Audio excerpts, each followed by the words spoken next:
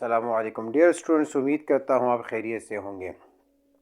आज मैंने आपके लिए जिस टॉपिक का इंतखाब किया है वो है एटॉमिक स्ट्रक्चर।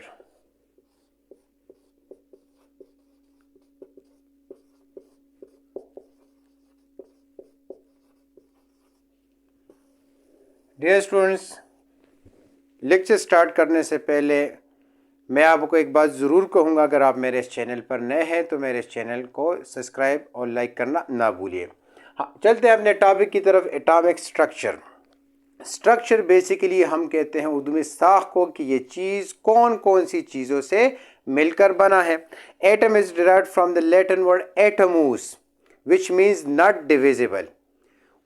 सबसे पहले थ्योरी किसने प्रेजेंट की थी? डाल्टन ने प्रेजेंट की थी एटम से मुताल्लिक कि एटम इज इनडिविजिबल पार्टिकल। लेकिन अब बाद में जो है वो डिविजिबल हो गया, इसके अंदर और पार्टिकल्स आ गए कि ये और सब पार्टिकल से मिलकर बना है। तो आज की वीडियो में, आज की लेक्चर में आपको ये समझ आ जाएगा कि एटम्स के अंदर कौन कौन से पार्टिकल्स हैं और कौन कौन से चार्ज हैं। तो एटॉमिक स्ट्रक्चर मींस कि atom is composed of which particle? Atom is composed of which particles. इसके अंदर क्या क्या चीजें हैं? जिस तरह एक घर हम बनाते हैं तो उसका स्ट्रक्चर क्या है? किचन कहाँ पर बनेगा? इसमें रेत होगी, बजरी होगी, ईंटें होंगी, सरिया होगा, सो एंड सो ऑन। तो इसी तरह एटम के अंदर हमारे पास क्या है? इसके दो पार्ट्स होते हैं। एक को हम कहते हैं central part,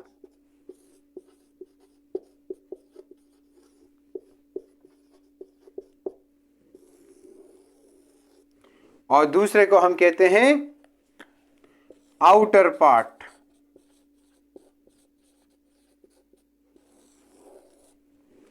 central part and outer part. Central part हमारे पास कौन सा होता है? जिसको हम also called nucleus. Also called nucleus. Central part को हम न्यूक्लियस कहते हैं और इट कंटेन्स, इसके अंदर दो पार्टिकल्स होते हैं। एक को हम कहते हैं प्रोटॉन्स, दूसरे को हम कहते हैं न्यूट्रॉन्स। जबकि आउटर पार्ट को हम कहते हैं orbits having electrons in which electrons are revolving, called orbits or shell. Atom दो हिस्से होते हैं। एक को हम कहते हैं सेंट्रल, जो दरमियान में होता है, और दूसरा उसके सराउंडिंग में घूमते हैं। तो जो सेंटर में होता है उसको हम क्या कहते हैं? न्यूक्लियस। जो आउटर में घूमते हैं, आउटर पोर्शन होता है, उसको हम कहते हैं शेल्स और ऑर्बिट।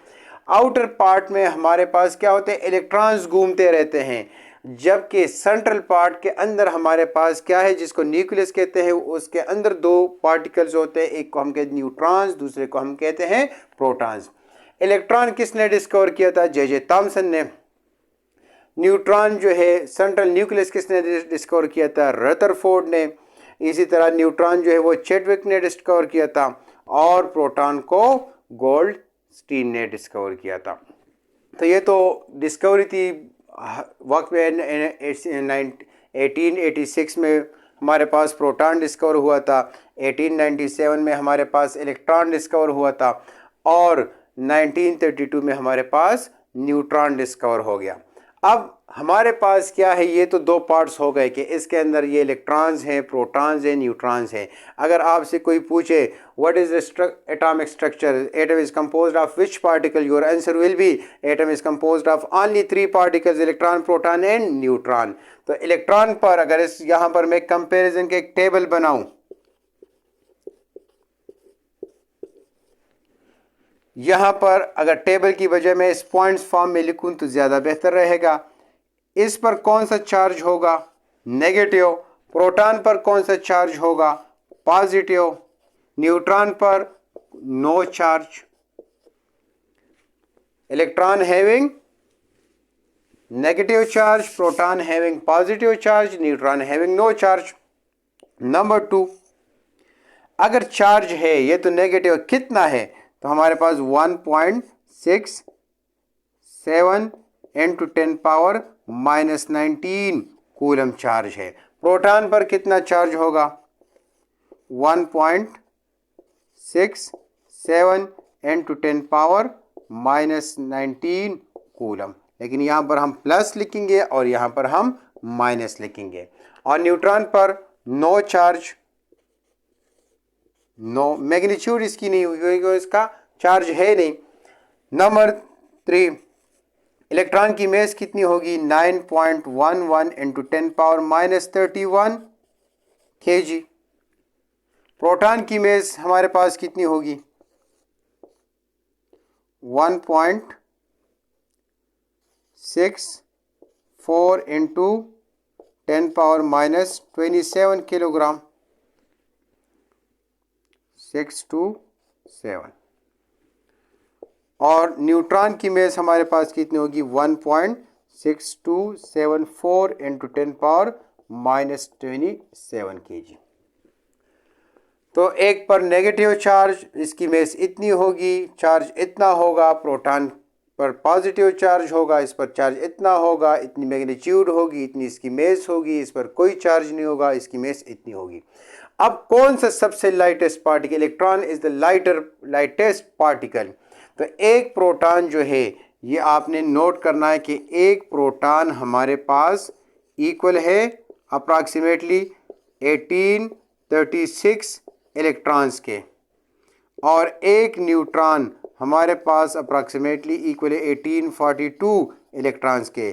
तो इन दोनों की वजह से हम कह सकते हैं कि mass of proton is approximately equal to mass of neutron. कि इन दोनों में अगर आप यहाँ पर भी देख ले, मैसेज हमें दोनों क्या है? 10 पावर माइनस 27, 10 पावर माइनस 27, लेकिन डिफरेंस कहाँ पर आए? आफ्टर 4 डिजिट, यानी 6 इलेक्ट्रॉन का डिफरेंस है।